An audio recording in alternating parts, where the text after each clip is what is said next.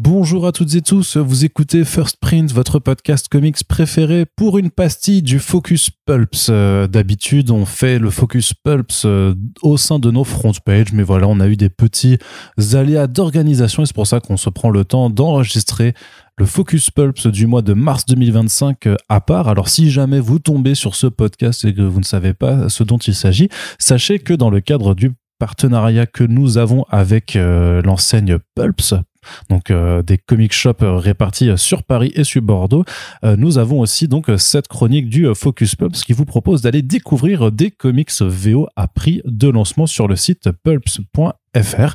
Vous le savez, on aime soutenir la VO et on aime soutenir la curiosité, mais dans un contexte de surproduction qui a lieu en France comme aux États-Unis, parfois, eh bien, la curiosité est mise en opposition au prix d'achat, puisque on a chacun son budget et parfois, quand on a un budget limité, on préfère se concentrer sur des valeurs sûres. Donc, le Focus Pulps, il est là justement pour vous aider à être un peu plus curieux, avec des offres à prix de lancement qui permettent de contrebalancer un petit peu la peur que vous pourriez avoir d'investir dans une série. Généralement, en plus, on se coordonne avec Pulps aussi pour choisir des titres sur lesquels on a une certaine confiance, et généralement parce que c'est l'équipe créative, surtout nous, vous savez qu'on adore vraiment mettre l'emphase sur les auteurs, les autrices et les dessinateurs et les dessinatrices, et généralement c'est pour soit un pitch qui a retenu notre attention, soit des auteurs ou des autrices qu'on aime beaucoup, et c'est pour cela qu'on choisit à chaque fois, en accord avec Pulps, bien entendu, ces titres-là. Donc, pour le Focus Pulps de mars 2025, bien entendu, pour parler de ces albums, de ces single issues, je ne serai pas tout seul, puisqu'il y a l'ami Corentin avec moi. Robustesse. Pardon ? Non, rien. Très bien. Je faisais un salut romain, mais sans salut nazi. Très bien aussi. C'est toujours appréciable de faire des saluts romains. Mais Corentin, on va parler donc des 3 comics à prix de lancement pour le mois de mars 2025 et donc qui sortiront 2 mois plus tard. Du côté des super-héros, notre choix s'est porté sur la nouvelle série Supergirl qui est écrite et dessinée par Sophie Campbell. Oui. Alors pourquoi, Corentin ? Parce que Sophie Campbell, qui sort tout juste d'un très très bon volume des Tortues Ninja, artiste, en l'occurrence non, mais scénariste de grand talent pour saisir les notes d'humanité qu'on peut trouver dans les personnages aussi même loufoques que 4 tortues d'enfer dans une ville, qui retrouve Supergirl qui sort de quelques années un peu compliquées, on va dire. Il y a eu quelques bons volumes de Supergirl, notamment Supergirl évidemment, Woman of Tomorrow de Tom King et Bill Quisevely, et auparavant Supergirl Being Super de Mariko Tamaki, si je ne dis pas de bêtises. Et Joel Jones, ouais. Voilà. Mais on attendait un petit peu justement une nouvelle série un peu d'autrice, enfin d'auteur ou d'autrice, sur le personnage, parce que les années Rebirth, les années New 52, enfin New 52 au début c'était très bien évidemment, mais ça a très vite déchanté, et en l'occurrence ça cale plutôt bien justement avec les priorités éditoriales de DC, qui va avoir besoin de réinsister sur les Kryptoniens avec ce qu'ils appellent l'été des Kryptoniens, l'été de Superman, ouais. Où il y a beaucoup de projets qui vont être assez importants, qui vont être mis en développement de ce point de vue-là. Le fait est que récemment c'était plus Power Girl qui avait l'ascendant avec une série régulière dans le cadre du DC All-In, enfin même auparavant et ensuite dans le DC All-In. Donc on est quand même assez content de revoir Kara, qui est un personnage vedette, personnage culte sur lequel sont passés beaucoup de gens très talentueux, comme Jeff Lobb, comme effectivement Tamaki, comme Tom King, pour ce qui pourrait être éventuellement une nouvelle grande aventure à la hauteur de cette héroïne qui mérite toute l'attention du lectorat. Ouais, d'autant plus que ça va faire un peu comme le retour à Northampton des Tortues. Là, c'est Kara Zor-El qui revient dans sa ville natale, c'est-à-dire qu'après avoir passé les dernières années à Metropolis, elle va à Midvale, et là, surprise, elle découvre qu'il y a une autre Supergirl qui est en activité, donc elle va à la fois devoir protéger la ville et surtout enquêter pour savoir qui est l'impostrice. Quand même, ce qui est hyper cool en plus, c'est que non seulement donc Sophie l'écrit, mais surtout elle dessine, et en termes de dessin je saurais pas forcément comment elle décrire son... Ouais, elle dessine aussi, en tout cas sur le premier arc. J'imagine que je sais pas si elle arrivera, parce que sur les Tortues Ninja elle dessinait un arc sur 2, et puis après un moment elle avait même arrêté parce que faut tenir les deadlines aussi, donc j'imagine qu'elle dessinera au moins sur le premier arc, et c'est quand même la promesse d'avoir une série qui sera super agréable à regarder également, parce que après je sais pas toi comment tu aimes le style de Sophie Campbell, mais je l'aime beaucoup évidemment. C'est très à l'image de son écriture, c'est très doux, c'est assez léger, influence plutôt manga, je dirais, American manga, on va dire, avec des nuances, évidemment c'est pas du manga caricatural. Elle a récemment c'était plus des covers, je crois qu'elle avait fait chez DC sur Amazon Zattag ou le truc comme ça, Mais c'est un style que j'aime effectivement énormément. Ça va être d'ailleurs agréable de la retrouver sur des personnages plus humanoïdes que sur les bouilles un peu rondouillardes des tortues. Josie Campbell, qui était aussi la co-créatrice. Sophie Campbell, pardon. Désolé, il y a une autre Campbell qui s'appelle Josie, c'est pour ça. Qui était aussi la co-créatrice du personnage de Jennika, d'ailleurs, dans les Tortues Ninja. Donc elle s'est déjà emparée de profils, justement, entre guillemets, plus féminins dans des mythologies assez masculines pour réussir à leur donner une vraie voix, une vraie identité. Moi, c'était un vrai coup de cœur, l'arrivée de Jennika dans les Tortues à l'époque. Donc, si elle peut refaire le même tour de magie, avec plaisir. Ouais, d'autant plus que sur les visuels qui ont été présentés pour annoncer la série, on voit Supergirl qui enlace Crypto d'un côté, mais la Team Chat n'est pas en reste, puisqu'il y a aussi, alors je ne me rappelle plus du nom de ce personnage de chat à cap, il y a un Crypto Chat quelque part qui traînera dans la série, donc c'est une série c'est Titi, voilà, c'est une série qui va mettre d'accord et la team chien et la team chat, et donc on pouvait bien entendu qu'accueillir à bras ouverts cette série de la réconciliation. Voilà, Stricky se pose la question.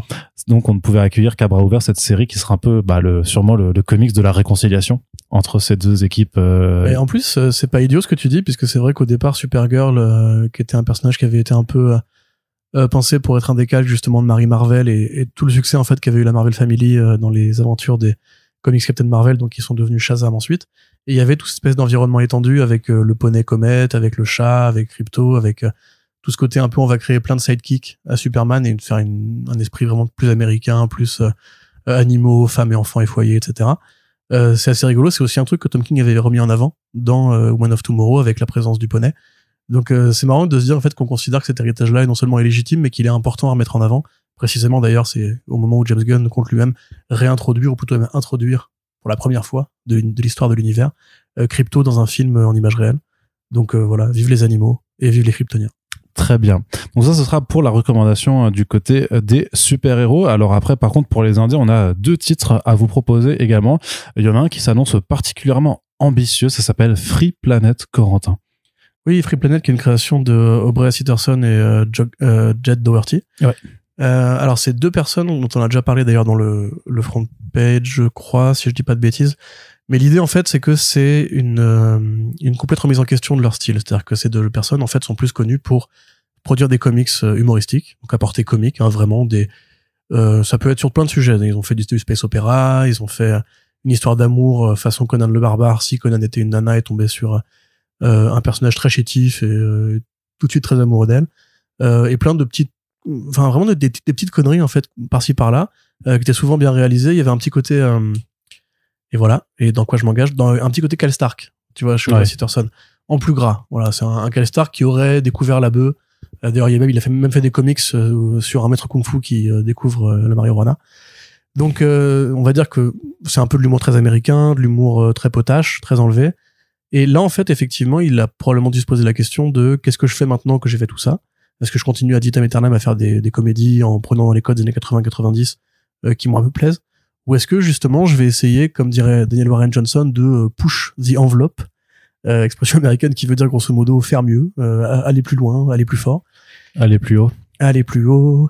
Et effectivement, il s'est, mais sans changer de braquet, c'est-à-dire qu'il est resté avec son camarade Doherty, avec qui ils ont fait l'essentiel de leur carrière en commun, dans l'idée, en fait, de faire un peu son saga à lui.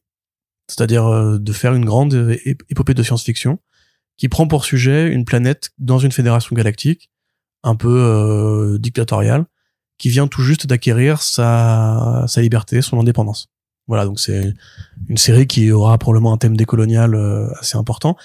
Et l'idée, en fait, c'est de suivre différentes strates de société, différents exemples, différents échantillons d'individus dans les différentes couches que représente ce nouveau monde, pour montrer c'est quoi en fait une nation qui devient indépendante. Donc au niveau social, au niveau politique, au niveau militaire, peut-être au niveau même économique, au niveau agraire, enfin voilà, c'est comment en fait tu t'astreins de la dépendance, de la féodalité que tu dois à un empire plus général. Alors sur le papier, on n'était pas forcément, enfin on était curieux, mais c'est pas spécialement ça qui nous a donné envie, parce que oui, du world building ambitieux, sérieux, concret, c'est très intéressant, mais c'est surtout en fait les verbatims qui sont arrivés avec le communiqué de presse qui a été transmis aux rédactions quand Image Comics a annoncé la série. Verbatim qui comprennent du Mark Russell, du Mark Waid, du Howard Chaykin, du Kieron Gillen, du Brian Kevogan, et tous ces gens disent oui, effectivement, c'est le nouveau saga. Alors c'est ambitieux, hein, Ouais, surtout qu'on n'est pas naïf non plus. Il y a forcément une part un peu de publi rédactionnel, on va dire, quand ils font ce genre de verbatim. Après, rien n'oblige les auteurs à dire j'ai trouvé que c'était meilleure saga, parce que eux-mêmes, ça engage quelque part leur responsabilité aussi, si jamais c'était un titre qui était pas si ouf. On peut se dire qu'à la limite, effectivement, Mark Russell, remarque, c'est aussi un bon exemple de mec qui faisait plus des comédies, qui a fini par se réinventer dans des projets un peu plus denses, pas forcément en renonçant au côté humoristique en l'occurrence, mais Howard Chaykin, on peut se dire, est-ce qu'il connaît Aubrey Sitterson, tu vois, c'est pas évident du tout. Et la plupart des commentaires qui ont été évoqués, justement, ils citent Asimov, ils citent Kadik, ils citent Dune, ils citent Star Wars, ils citent les grandes épopées de la science-fiction littéraire des années 60 et 70. Donc vraiment, l'ambition étant de faire ça, comme les Chroniques martiennes, ou effectivement les écrits de Frank Herbert qui développaient vraiment tout ce qu'il y avait à comprendre dans le mythe et le monde de Dune. Mais vraiment mis en format comics. C'est-à-dire que d'ailleurs on voit les premières planches quand ça commence, c'est très discursif, c'est très exposition, on t'explique vraiment en fait ce qui vient de se passer sur la planète. Et ça va être très chargé en éléments, en données. C'est vraiment en fait pensé comme une sorte de, comme avant il y avait les magazines de science-fiction où en fait chaque semaine ou chaque mois ou chaque semestre vous aviez en fait une grosse nouvelle de science-fiction qui participait d'un grand tout. Ça va a priori être l'idée. On sait pas encore même où ça va aller, quelle direction ça va prendre, quels seront les protagonistes. Et a priori, cette personne ne se met aucune limite dans ce qu'il veut faire. C'est une ongoing, hein, évidemment. Donc c'est pour le coup le simple pari en fait de ce mec qui effectivement a jamais écrit grand chose de sérieux de sa carrière et qui d'un coup se réinvente et visiblement trouve un public, au moins dans la communauté des auteurs. C'est déjà assez intéressant, mais en plus, si effectivement ça a la portée d'être ce nouveau grand chapitre dans les comics de science-fiction qui nous manquait un peu, parce que maintenant Saga c'est un peu poussiéreux, Rick Remender est passé à autre chose. T'es méchant. Non, mais je veux dire que ça fait très longtemps. Ça a commencé il y a 13 ans, Saga, c'est plus la nouveauté fraîche que c'était à l'époque. Nous, on a grandi avec, etc., en tant que fans de comics indépendants, mais les nouvelles générations, l'embarras du choix avec des comics chez Dark Horse, des comics chez Vault, des comics chez TKO, etc. Enfin, en l'occurrence, deux boîtes qui produisent beaucoup moins de comics, mauvais exemple, mais il nous manque un peu la nouvelle grande ongoing qui justement va ramener cet esprit de Black Science, cet esprit de Law, cet esprit de Saga que nous on avait quand on a commencé, qu'on s'est dit waouh, c'est vrai que les comics, il y a aucune limite à l'imagination, et si tu veux faire un truc vraiment puissant, vraiment construit, vraiment développé sur le temps long, tu peux le faire. Et ce qui est assez intéressant, c'est que ça vient de deux personnes qui n'étaient pas forcément prédestinées à ça. Donc très curieux pour le coup. On peut probablement faire confiance à Kieron Gillen, qui est aussi un mec qui a écrit d'ailleurs beaucoup de science-fiction ambitieuse. Et si même lui, qui est un énorme fan de Dune et de Warhammer 40 000, cite volontairement Dune comme référence et comparatif évident, c'est probablement qu'il y a effectivement du pétrole sous le caillou. C'est ça. Et donc, on ira voir ça avec attention, et puis on vous invite à faire de même si jamais la proposition vous enthousiasme aussi et que vous êtes intrigué par toutes ces louanges qui nous viennent déjà du côté de la profession américaine. Mais donc ça, c'est de l'ongoing. Et alors, pour contrebalancer, le troisième titre qu'on vous propose, c'est une mini-série. Comme ça, vous pouvez juste aller jeter un œil si ça vous plaît. L'investissement ne sera pas ultra conséquent, parce que ce sera que sur quelques numéros, mais avec le nouveau titre d'un auteur qu'on aime beaucoup ici, puisque c'est la mini-série s'appelle Sleep, et c'est écrit et dessiné par Zander Cannon, un auteur que vous connaissez très certainement pour l'immense série Kaiju Max, cette série carcérale qui prend dans un univers où ce sont les kaiju et tous les monstres de tous les folklores qui sont mis dans une prison à ciel ouvert, édité en 3 gros tomes chez Bliss Edition, une série d'ailleurs qui a reçu le premier First Print Awards de la série indépendante. Donc on vous encourage vraiment à découvrir ça, et donc forcément une fois qu'il avait terminé ce monument de la bande dessinée qui lui a pris vraiment pas mal de temps, plusieurs années en continu où il pouvait rien faire d'autre, on est forcément curieux de le voir aller sur un projet tout à fait différent, puisque c'est à la fois différent dans l'ambition, puisque là c'est vraiment une mini-série de 5-6 numéros, et en termes d'histoire on est sur un registre plutôt horrifique, alors plutôt thriller horrifique, avec simplement un jeune homme qui s'appelle Jonathan Reason, qui, le pitch dit que quand vient la nuit, il devient quelque chose d'autre, et il va dans les rues de la ville et tue à peu près tout le monde. Voilà, il tue tout le monde sans discrimination quelconque, et le récit démarre à un moment où il se lève un matin, puis il est couvert de sang, et il sort de chez lui, il dit, qu'est-ce qui se passe, pourquoi je suis comme ça, et en plus j'ai la gueule de bois, puis il ouvre la porte, et en fait il voit que dans la rue il y a des cadavres un peu partout, et donc un mystère, que se passe-t-il vraiment, est-ce qu'il devient simplement un serial killer qui aurait une autre personnalité quelque chose comme ça. Est-ce qu'ils se transforment réellement en monstres? Ce sera, en plus, c'est illustré vraiment au niveau de gris, avec juste des touches de rouge sur les planches, et pas que forcément le sang, ça peut être une paire de lunettes, un graffiti sur un mur. Donc voilà, ça a une approche aussi assez différente de Kaiju Max, qui lui était très coloré. Là aussi, avec beaucoup plus il était coloriste même non, à la base. Je sais pas si c'est lui qui les mettait est-ce qu'il était coloriste à la base? Thunder Cannon, je crois, de mémoire lointaine. De mémoire, l'Antoine, écoute, peut-être que je dis une bêtise. Je ne sais plus. Ne restons pas là-dessus. Non. Mais en tout cas, voilà, c'est un auteur qu'on aime beaucoup, dans un registre qui, moi, personnellement, me fait toujours plaisir. Dès qu'il y a des comics d'horreur, c'est toujours un petit peu la fête à la maison.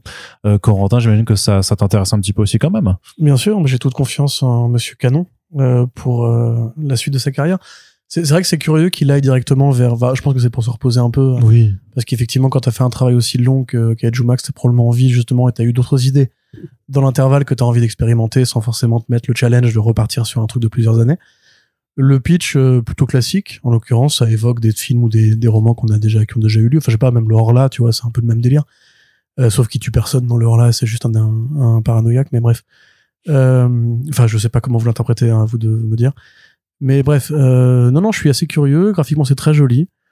Ceci étant, j'attendrai quand même un petit peu justement de voir s'il a d'autres concepts plus fous que Sleep a développé pour l'avenir immédiat. Mais si pareil, il veut cracher 4, 5, 6, 7 mini-séries, le temps d'avoir encore une fois une idée qui motive sur plus longtemps, le temps long. Moi, je suis toujours... c'est toi qui m'avais fait découvrir Kaiju Max. Pour être précis, d'ailleurs, c'est toi quand on avait été rendre visite à l'éditeur à Lyon. À Bordeaux, pardon, je confonds les villes du Sud. À Bordeaux, qui m'a fait découvrir Kaiju Max, que j'avais pris comme ça un peu en mode j'aime bien les Kaiju, on va voir ce que ça va donner. Et il y avait une telle finesse dans l'écriture, justement, la noirceur, pour ce graphisme, somme toute assez léger en fait, qu'il y avait cette espèce d'esprit Oz comme de HBO, du coup la série Oz de HBO, ce vrai côté polar noir, très ténébreux, avec des créatures pourtant généralement fantasques. Là tu me dis que le mec veut écrire une histoire où ça parle de tueurs schizophrènes. Ça me paraît tout à fait approprié. Ouais, complètement. Et donc, tout ça arrivera au printemps prochain. Donc, on vous rappelle, dans cette pastille Focus Pulps, vous pouvez commander les premiers numéros de Supergirl par Sophie Campbell, de Free Planet par Aubrey Sitterstone et Jed Doherty, ou de Sleep par Thunder Cannon. Tous les liens sont dans la description, et si vous voulez que d'autres gens profitent de ces offres de lancement, n'hésitez pas à partager le podcast. Merci à toutes et tous de nous avoir écoutés, et on vous souhaite de bonnes lectures. Salut!